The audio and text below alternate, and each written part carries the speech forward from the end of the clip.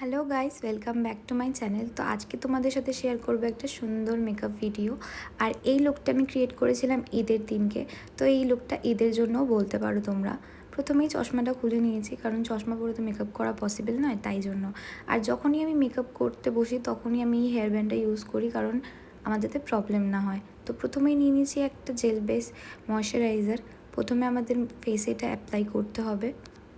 আমি এটা ইউজ করি কারণ এটা খুবই লাইট ওয়েট ফিল হয় আমার ফেসে, আর এইটা আমার ভালো স্যুটও করে। তোমরা চাইলে অন্য যে কোনো ময়শ্চারাইজার অ্যাপ্লাই করতে পারো, কোনো প্রবলেম নেই। কিন্তু একটা জিনিস সবসময় মাথায় রাখবে, বেস যত ভালো করবে মেকআপ তত বেশি লং লাস্টিং হবে আর তত বেশি স্টে করবে। ময়শ্চারাইজার অ্যাপ্লাই করে নেওয়ার পরে কিছুক্ষণের জন্য ছেড়ে দেবো, আর তারপরেই নিয়ে নিয়েছি সানস্ক্রিন। কারণ সকালের মেকআপের জন্য সানস্ক্রিন তো দরকারই, সানস্ক্রিন ছাড়া ভাবাই যায় না। তো তোমরা চাইলে এটা স্কিপও করতে পারো, কিন্তু আমি তো ইউজ করি। তো এটাও পুরো ফেসে ভালো করে অ্যাপ্লাই করে নেওয়ার পরে 15 মিনিটের জন্য ছেড়ে দেবো, যাতে এটাও ভালো করে অ্যাবজর্ব হয়ে যায় স্কিনে। তারপর এখানে আমি নিয়ে নিয়েছি একটা হুডা বিউটির প্রাইমারটা পুরো ফেসে ভালো করে অ্যাপ্লাই করে নেব। তারপর এটা কিছুক্ষণের জন্য অ্যাবজর্ব হওয়ার টাইম দিতে হবে। এটা অ্যাবজর্ব হয়ে গেলে আমরা এবার ইউজ করব ফাউন্ডেশন। তোমরা যে কোনো ফাউন্ডেশন নিতে পারো, আমি এখানে ফিটমির ফাউন্ডেশন ইউজ করছি। এটা আমার স্কিন টোন অনুযায়ী, তোমরা তোমাদের স্কিন টোন অনুযায়ী কিন্তু ফাউন্ডেশন ইউজ করবে, না হলে কিন্তু সাদা হয়ে যাবে বেশি, মানে তোমাদের স্কিনে বসবে না জিনিসটা। তো সবসময় নিজেদের স্কিন টোন অনুযায়ী ফাউন্ডেশন কিনবে। আমি সিসি ক্রিম ইউজ করি না, আমার মনে হয় ফিটমির ফাউন্ডেশন খুব ভালো কভারেজ দেয়, তো আমি ওই জন্য এটাই ইউজ করি। আর সব সময় ফেসের সাথে গলাতেও তোমাদের ইউজ করতে হবে একটু ফাউন্ডেশন, কারণ না হলে ফেসটা একটু বেশি সাদা লাগবে আর গলাটা কালো লাগবে, যেটা দেখতে একদমই ভালো লাগবে না। তো সবসময় গলাতেও ইউজ করবে ফাউন্ডেশন। আর একটা জিনিস মাথায় রাখবে, মেকআপ ব্লেন্ড করার আগে সবসময় তোমাদের বিউটি ব্লেন্ডারটা ভালো করে ধুয়ে নিতে হবে, কারণ না হলে মেকআপটা ভালো বসবে না, কেকি কেকি লাগে, তাই জন্য।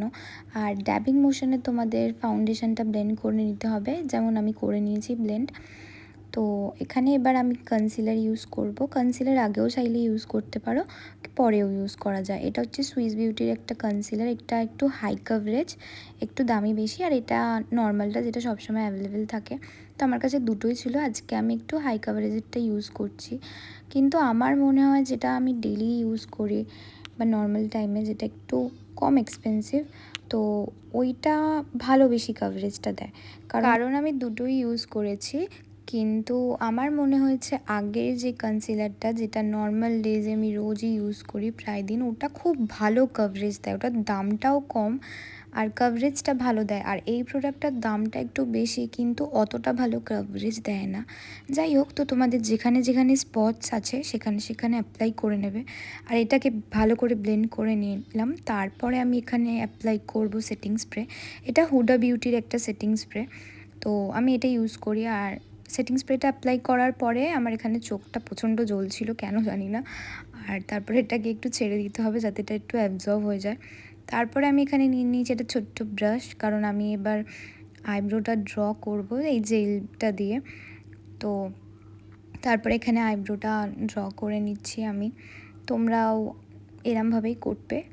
তো এবার আমি একটা ব্রাউন কালারের জেল নিয়ে নিয়েছিলাম, আর ব্রাউন জেল দিয়ে আমি পুরো ড্র করে নেব। তোমরা চাইলে ব্ল্যাক দিয়েও ড্র করতে পারো, কিন্তু আমি ব্রাউন দিয়েই করি, তাহলে এটা ন্যাচারাল লাগে। আর এটা ড্র হয়ে যাওয়ার পরে আমি একটু স্পুলি দিয়ে এটাকে সেট করে নেব ভালো করে, কারণ সেট করে নিলে বোঝা যায় যে কোথাও গ্যাপ বা কিছু আছে কি না। এটা সেট হয়ে গেলে আমরা কনসিলার ইউজ করব এটা ড্র করার জন্য আইব্রোটাকে। এটা সব সময় নেসেসারি নয়, তোমরা চাইলে স্কিপও করতে পারো। যেহেতু আমি প্রপার মেকআপ করছিলাম, তো তাই জন্য আমি সেদিনকে এটাও ট্রাই করেছিলাম, না হলে আমি করি না, আমি স্কিপই করে দিই। এটা ড্র করে নিলে আরও আইব্রোটা হাইলাইটেড লাগে, তো তাই জন্য এটা করতে হয়। আর এখানে ব্লেন্ড করে নিয়েছি সব কিছু ভালোভাবে। এবার একটা কম্প্যাক্ট দিয়ে আমি এটাকে সেট করে নেব। এটা ছিল ফিটমির একটা কম্প্যাক্ট, তো আমি পাউডারটা দিয়ে ভালো করে সেট করে নেব। আর এটাও ড্যাবিং মোশনেই আমাদেরকে অ্যাপ্লাই করতে হবে, কারণ না হলে ওটা স্কিনে থাকে না, ঝরে পড়ে যেতে পারে। তো তাই জন্য আমরা ড্যাব করে করে এটাকে ভালো করে সেট করে নেব। এবার নিয়ে নেব আমি একটা আইশ্যাডো প্যালেট। এই প্যালেটটা আমি তখন কিনেছিলাম যখন আমি মেকআপ শিখতাম তখন। আর এই যে দেখতেই পাচ্ছ কত রকম সুন্দর সুন্দর কালার্স আছে এটার মধ্যে। আমার এই প্যালেটটা খুবই প্রিয় একটা প্যালেট। আর আয়নার কাঁচটা ভেঙে গেছিলো, ওটাকে তোমরা একটু ইগনোর করে দিতেই পারো। যাই হোক, এই প্যালেটটা দেখে আমি একটু হ্যাপি হয়ে গেছিলাম, কারণ এই প্যালেটটা আমার খুব প্রিয়। আর কালার চুজ করছিলাম যে কোনটা নেওয়া যায়। তো তারপরে এখানে আমি একটা লাইট শেড নিয়ে নিয়েছি প্রথমে। তো লাইট শেডটাকে নিয়ে ভালো করে এটাকে সার্কুলার মোশনে ব্লেন্ড করে নিতে হবে। এইটা ভালো করে ব্লেন্ড হয়ে যাওয়ার পরে আমরা নিয়ে নেব একটা গ্লিটারি শেড। তোমরা যে কোনো গ্লিটারি শেড নিতে পারো। আমি পিঙ্ক নিয়েছিলাম কারণ আমার ড্রেসের মধ্যেও ছিল পিঙ্ক শেডটা, তো তাই জন্য ম্যাচিং হবে।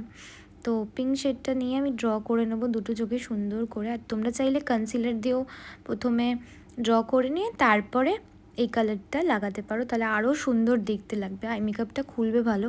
কিন্তু আমার একটু তাড়া ছিল, তাছাড়া আমি অত হেভি লুকও করতে চাইছিলাম না, তাই আমি লাইট মেকআপই রাখছিলাম। আর এখানে একটা নিয়ে নিয়েছি একটু ডিপার শেড। তো এটা একটু কোণের দিকটা ব্লেন্ড করে নেব যাতে আরও আই মেকআপটা দেখতে সুন্দর লাগে, তাই জন্য।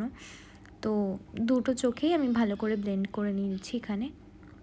তো তারপর এখানে আমি নিয়ে নিয়েছি লাইনার, আর লাইনারটা ঝপ করে পরে চলে আসবো। তারপরে কাজলটাও ঝপ করে পরে চলে এসেছি। আর মাস্কারাটাও আমি পরে নিয়েছিলাম, ওটা আয়নার সামনেই আলাদা করে পরে নিয়েছি। আর কাজলটা এখানে অ্যাপ্লাই করার পরে একটু ছোট একটা ব্রাশ দিয়ে ব্লেন্ড করে নিয়েছিলাম যাতে গলে না যায়।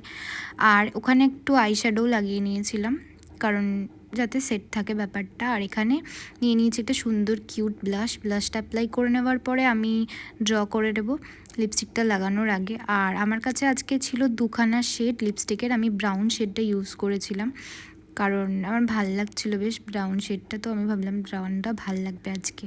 তো ব্রাউন লিপস্টিকটা লাগিয়ে নেওয়ার পরে আমার মেকআপ অলমোস্ট ডান। আমি একটু রিলিফ ফিল করছিলাম, তো এরকম করছিলাম তাই জন্য।